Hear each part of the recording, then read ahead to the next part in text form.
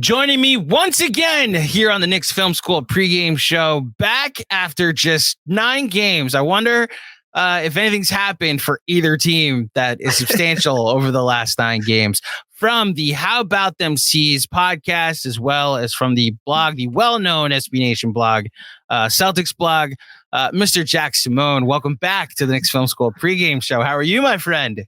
I'm great. I love the energy. Whenever I intro the podcast, I always scream, and then when I'm at the Garden recording, I'm like whispering, and so it's always a what did you just call TD Bank North Garden? Hey, well, no. What did you just call it? It's the Garden. It's not. Madison Square Garden's the Garden. Anybody within a X mile radius of me currently, it's the Garden. Then you're wrong. You're all wrong in that. Sure, we can be wrong, and you guys can be wrong in your bubble. And then to the outside world, yours is the Garden. But in this little world that I like to encapsulate myself in, it's the Garden, and that's what I'll call it. All right. So agree to disagree, and you're on our pod, so I'll be cordial about how much I disagree. I had to start with the fans, Knicks fans, getting mad at me. Of course, it's just natural. Mission accomplished. You called because we talked about this last time. The old Boston Garden. I hear you. There's history there. Yeah. What that's won finals in 2008. That's the history at this new place. Hey, I will happily admit to 99% of the entire population, Madison Square Garden is the Garden. But like I said, my little X% around this area, it's just shorthand that I'll continue to call it the Garden. You know what this is? So you remember how I know you either used to or are a big baseball fan, right? Yeah. So the Yankees have the core 4, the Posada, Jeter, Bernie Williams, and Mariano, right? So last year during the playoffs, when we were playing the Cavs, Justin Rowan of the Chase Down called Mobley, Allen, Garland, and I think it's a Coro is the Mobley, Garland, and Mitchell. No, whichever Mitchell. the core 4 are, they were calling them the core 4. And I was like, the core 4 for me are those 4 Yankees. Okay. So I don't know what you think of the core 4.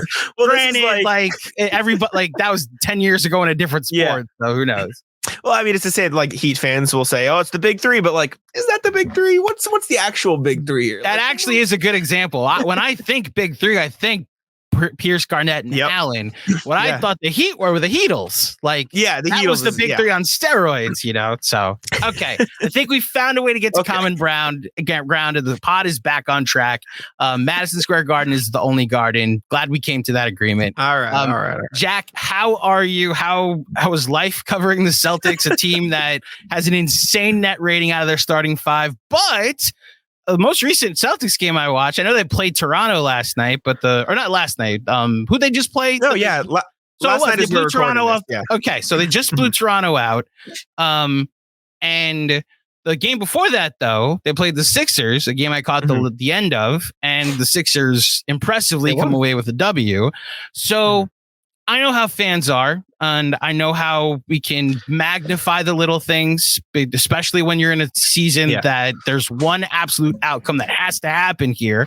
So how are the vibes? Is it overall positive with the 7-2 start? Are there things that have come up through these 9 games? How are you feeling? Yeah, so the Celtics lost 2 games in between there to the Sixers and the Timberwolves, and it was sandwiched by the first 5 wins of the season, and then they trounced the Nets and the Raptors on a back-to-back this weekend. The Nets were also without Cam Thomas, and so it was basically just back-to-back games of the Celtics playing teams that have no offensive focus and no offensive creation. So it's like they just were like, oh, we're better than you, sorry, and they won the game. But the Sixers and the Timberwolves games, and we'll talk about the Sixers specifically, were tough losses, and the Celtics shot horribly in both games. The Timberwolves game was a result of, shout out Minnesota. They're really good this year. They genuinely look really good. And it was impressive to me because coming into the game, they had the number 1 defense. And I was like, oh, they had the number 1 defense. Let's see the Celtics. And everyone's like, oh yeah, they're the number 1 defense. All right. And they stuck Jaden McDaniels on Tatum. They denied Tatum the ball. They clogged the lane with Gobert, who actually looked really effective against Porzingis when he tried to get inside. And so the Celtics were like, whoa, this is some pressure we haven't seen yet. And their shot profile was bad. They couldn't get to the looks they wanted. And then against the Sixers, I thought the offensive, process of the Celtics was a bit better. They just shot really poorly, and Embiid played really good defense when they tried to get into the lane. So there was a lot of pass around the perimeter and not, driving and kicking. So they didn't get many paint touches because Embiid did a really good job of stopping them from getting inside. But they also shot 31.9% from three. So that never helps. And the 103-106 final score is not reflective of how the Celtics played in that game. They were down by 15 points with about 3 minutes left, 2.5 minutes left. And they stormed back to make it a one possession game. And they had a chance to win. And they should have had another chance to win because the last 2-minute report, a lot of Celtics fans were mad. Embiid stepped out of bounds with 4 seconds left and they didn't call it. And everyone's mad. Sam and I made a video about this on our channel and we explained kindly, the Celtics didn't deserve to win this game. Stop complaining about one call. The Celtics played bad and that's why they lost, not because the ref screwed them. The Celtics lost because they were bad. And they were. And they didn't play well. And Porzingis was pretty ineffective in the game. Jason Tatum didn't play, particularly well. Jaylen Brown had a really rough game, 4 turnovers, didn't shoot the ball well. So the Sixers did a great job of getting out in transition, forcing turnovers, and had a lot of offensive rebounds, especially in the second quarter. And that's kind of when the game flipped. But they still had a chance to win. And I think that's the biggest takeaways from the loss and why, as I'm finally getting around to your question, the vibes are still pretty good in Boston, especially now that they've had 2 blowout sets. But those games last year where the Celtics shoot 32, 26, whatever percent from 3, those are 15-point losses. Like last year's Celtics were, if we don't make threes, we lose the game. That's just what it was. And so to have a lineup this year where you can go into the post with Tatum or Porzingis, you can have Drew Holiday run the offense and get some bully ball action on smaller guards as well. You have Jaylen Brown who's cutting off the ball more and has a great 2-man game with Kristaps Porzingis. Like you have other looks that aren't just make threes or lose. And so I think those are how they were able to stay in those games where they were pretty clearly the worst team. And they did end up losing them. But I think the vibes are high for that reason, because you can see that, okay, the Celtics, they did the one thing that they had to do last year to win poorly, but they were still in it. And then, when they're on, and you saw that against the Raptors and the Nets. So 2 things. First of all, I want to commend you for the honesty in the last 2-minute report not being the reason. Because there is a narrative amongst Knicks fans that if the refs had called the Jalen Brunson flopping foul correctly, which was actually Tatum putting his foot underneath Brunson, his landing spot, which should have been reviewed for a 3-shot technical. Yes. So you agree, and the Knicks could have had a chance at a 3 and then the possession. The pushback I've always given is listen, the Knicks missed 13 free throws that night. There's no guarantee Brunson makes all 3 of those free throws. That is still a 4-point swing and a 4-point loss. There are plenty of other margins you can point to. You answered my question about the 3-point shooting that the Celtics like to chuck them up. That's the biggest thing I noticed from opening night. Yeah, they do. The biggest thing I've noticed in every game except the Indiana game, which they were up by 100. So, who knows what happened down the stretch, but they only took 35 in that game. Every other game, it's at least 39 3-point attempts this season. And 50 in one of the last 2 games. They took 50. So, you said, though, they don't have to shoot 50% or 40% from 3 in order to be good. Like the Knicks game made 31% from the field and then still ended up winning. The Brooklyn game, 33%. Washington, 35%. Like the most recent game, 34%. That's not only winning because of your threes. You're finding the volume is there, but you're still, finding other ways to win, it seems. What is a legitimate concern about this Celtics, though? Do you have any legitimate concerns off of the 9-game sample? I think I'll point to 2 things, and it'll be one on each side of the floor. Okay. Offensively, there's still just a hint too much of iso ball, and that's been a problem with the Celtics for a while because of Tatum and Brown. And now you've got your Holiday doing it a little bit, which Bucks fans were really quick. Oh, you're not going to like him because of this. Which Bucks fans, I'm going to point to you. Happy with your defense? Are some Bucks fans are some of. We'll leave that. Anyways, a little bit too much of. I'm neutral on this. I'm enjoying the tea. Okay, that was by far the most toxic series I've ever witnessed on Twitter. The 2 years ago when Chris Middleton was out and the Celtics played the Bucks and went Game 7 and Grant Williams wiped them, which you lost to Grant Williams. Never can live that down. Big Grant Williams guy here. So that was the most toxic Twitter series I've ever witnessed. A little bit too much iso ball, little too much your turn, my turn. the Celtics offense this year is very much find a mismatch, work out of the mismatch. But too often does that turn into, oh, I got a mismatch, I'm just going to shoot, right? You got to work out of it. You got to draw a double. You got to pass. You got to get to the rim and pass. Like there's too much calling of their own name.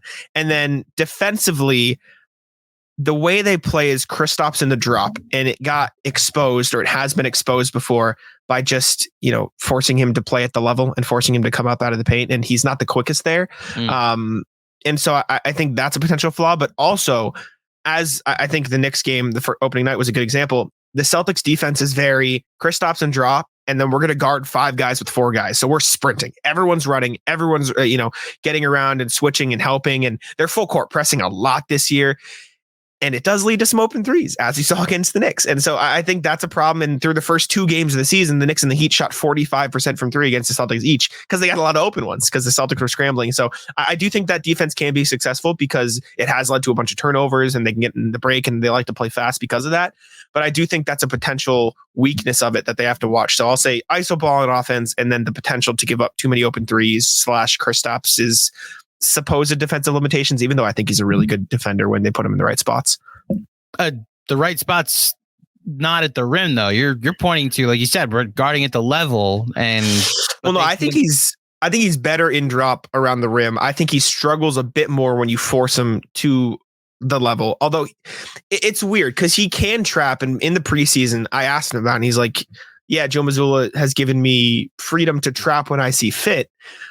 But I think when you force him out of the paint, out of the sort of dunker spot help area that Robert Williams played, it's not the exact same, but he stays down. And they've been having Drew Holiday guard bigs. I mean, he guarded Randall at opening night. He's guarded Karl-Anthony Towns and Joel Embiid since. So it's a game changer. Putting Drew Holiday on your power forward. Randall had no idea what to do with it. Exactly.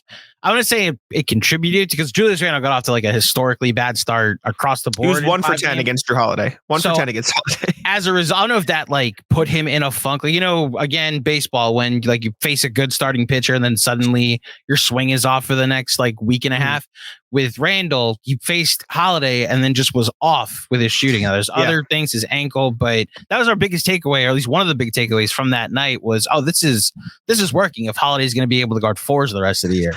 Yeah, and it worked against Cat. Cat was 3 of 6 against him, but he had 6 turnovers against Drew Holiday, and the 3 buckets he scored were quick, rapid fire. I'm going to be super aggressive. But Cat was useless that game. He was a negative impact. They were better with him off the floor against the Celtics, and they won. And then they did lose to the Sixers, but he did a really good job against Joel Embiid. Joel Embiid only had 20 points in that game, and I know it's only, but 20 points is only with Joel Embiid. 33 a game last year. Yeah. Literally. So he did well against him, forced some early turnovers, but having him guard the bigger guys, because Kristaps is not comfortable guarding Embiid. He got cooked by Embiid. He's not comfortable against the bigger center. So having Holiday out there allows Porzingis to drop back, guard the guy in the corner, help there when he needs to, but also come over to the rim and block some shots. And I think that's the best spot for him defensively.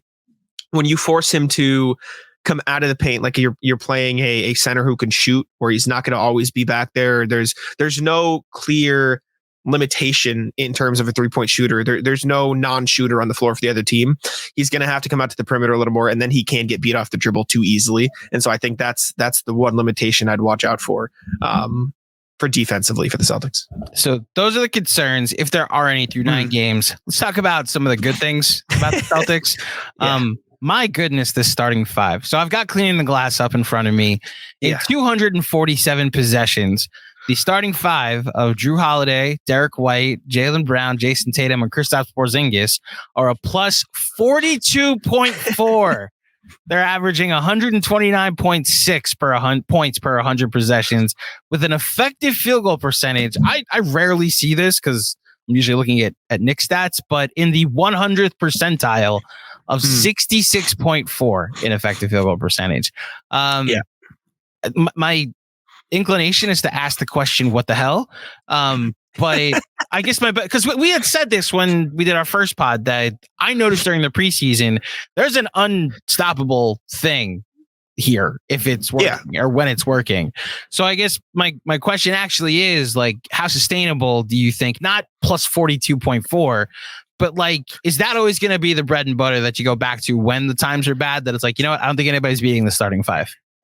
Yeah, I don't think anybody's beaten this. Like it's that good. It is that good to watch in person. And I'll use the Raptors game because it's the freshest in my mind. And you can put an asterisk next to it because the Raptors are bad. They're not good. Like that. Sorry, they have half-court offense issues that I agree with. Their offense is bad. I think they missed Nick Nurse too, which we're finding out even more so. But go ahead. Absolutely. Defensively though, like OG Anunoby is an all-defensive player. Scotty Barnes should be solid. Dennis Schroeder's been a really good perimeter defender. They got cooked. They had no chance. There was nothing they could do. They were completely lost. Jared Weiss, the Athletic, tweeted out last night. He goes, "The Raptors are consistently losing the guy who is 5 inches taller than anybody else on the floor." Like Porzingis was just moving anywhere he wanted. Like the pick and roll with Porzingis last night was he popped right for the first half of the game, right? He set a brush screen. He barely touched the guy, who was guarding the ball handler. And then he just popped out to the 3-point line. And it either led to an easy drive for Tatum, Brown, Holiday, or Derrick White, or an open three for him, or an open three for somebody else if somebody helped from like whatever. Second half, he's like, all right, I'm going to roll now. Good luck. And so he just started diving in towards the rim. And they were so worried about him shooting threes that they were lost. And they were like, oh, wait, he can do that too? There is nothing you can do. Jaylen Brown and Jason Tatum were already arguably the best scoring duo in the NBA in terms of getting to their spots, making jumpers, getting to the rim, like lethal. Both of them averaged 25 a night last year. Tatum averaged 30.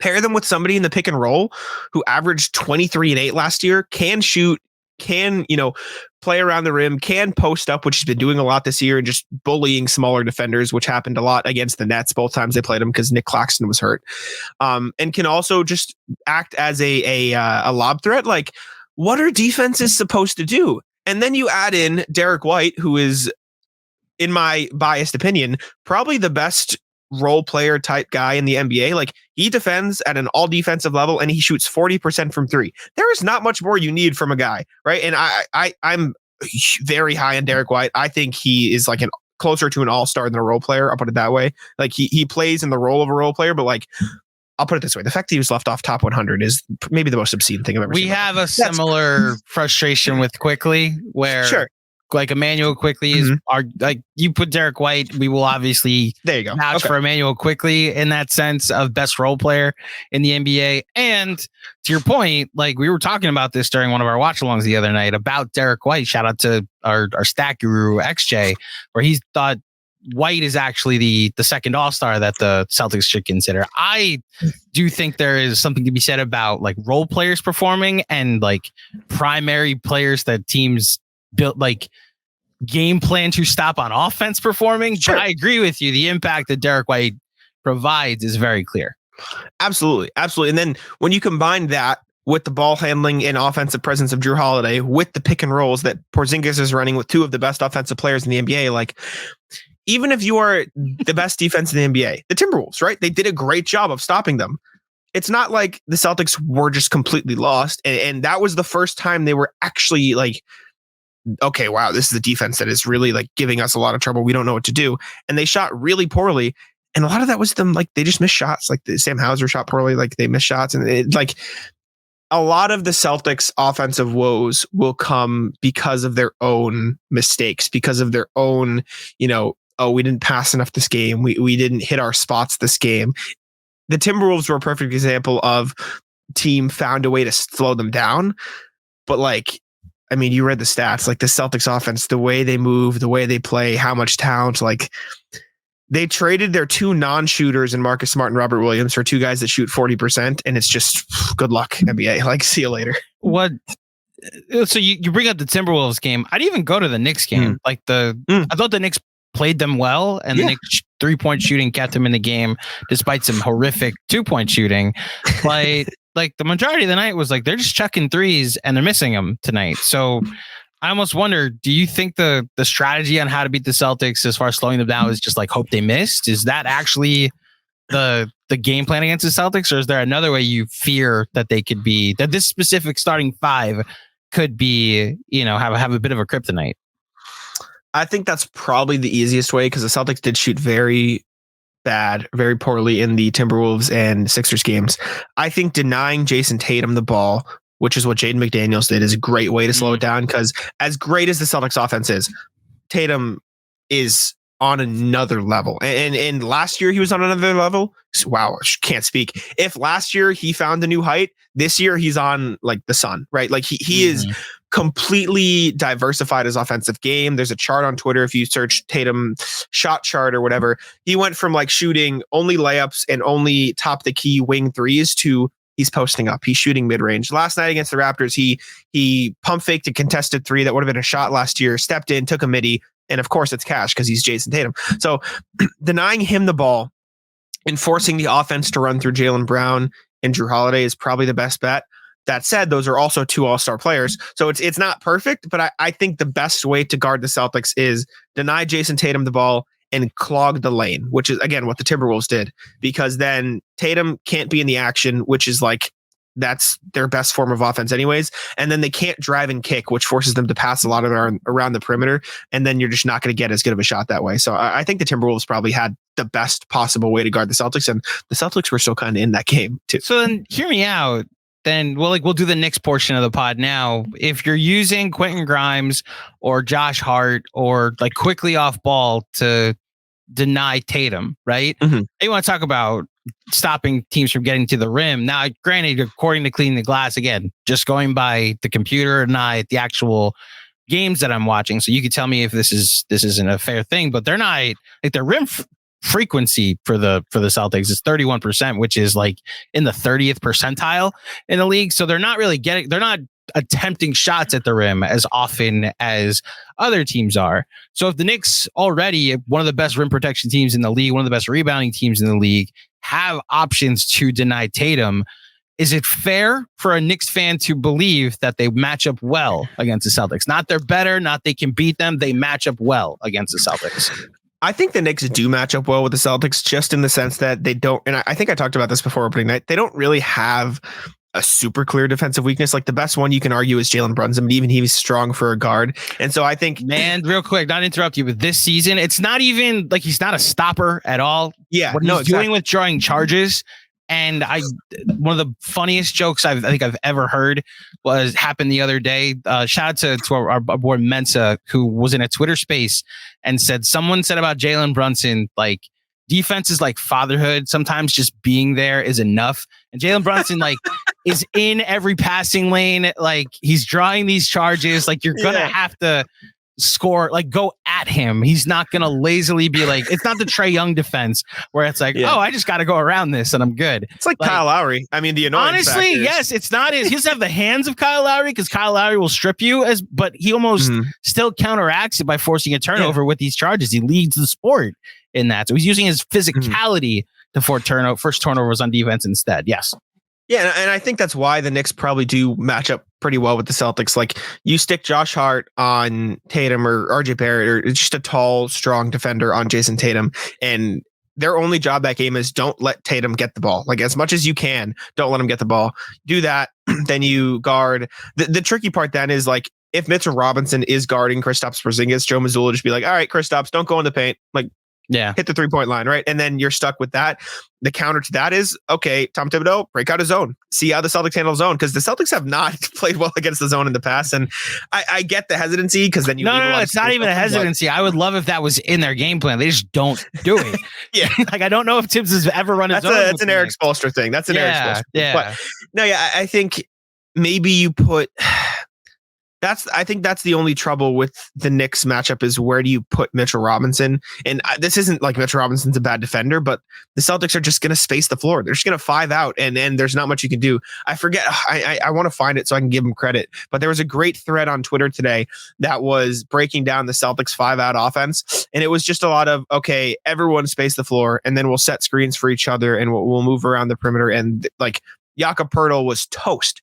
And as great as Mitchell Robinson is as an offensive rebounder and a rim protector, like if you put him in a pick and roll with Tatum and Kristaps Porzingis, like I'm taking Tatum and Kristaps Porzingis, right? And so I think that's the trouble. So it's not even necessarily the pick and roll. It's when Kristaps doesn't roll to the rim and he rolls to the 3-point line. If it's a pick and pop, then like that Kristaps had 30 on opening night because of that. Yeah. Counterpoint, though, the Knicks have 2 centers, and the worst game Mitchell Robinson had this year was that opening night. Or worst game is subjective, but like the game that he wasn't the dominant self he's been this year is when Isaiah Hartenstein played the majority of the minutes. And I don't know if he's better on the perimeter, but he at least can guard further away from the rim and you don't lose as much on the offensive boards.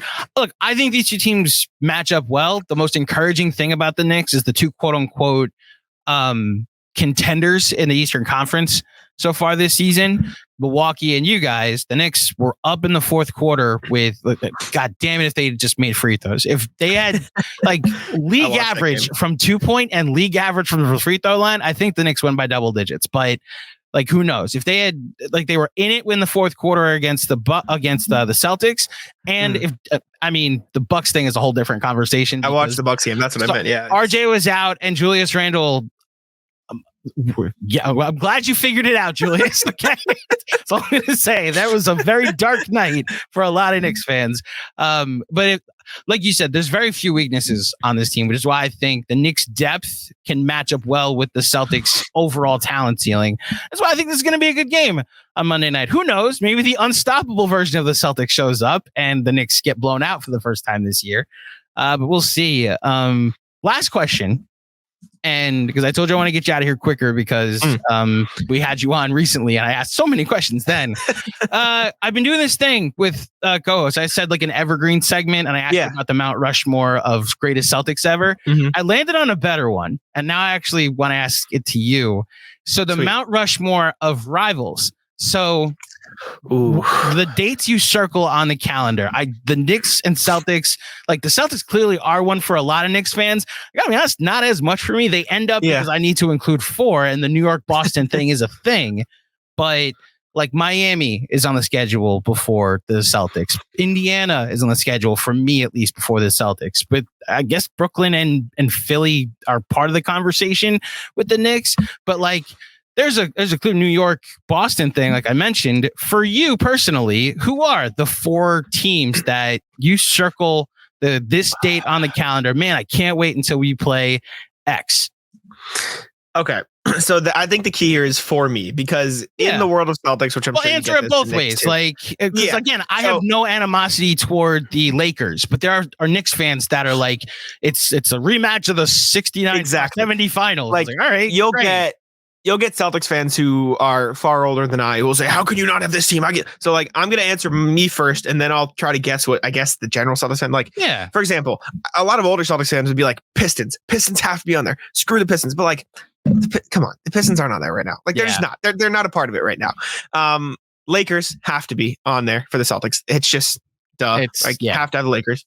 Right now, I'm going to put the Heat right now just because of how competitive it's been over the past few seasons. We actually had an article go up on Celtics blog saying it's not a rivalry yet, blah, blah, blah, which I disagree with. I think it's a rivalry at this point. How is it not?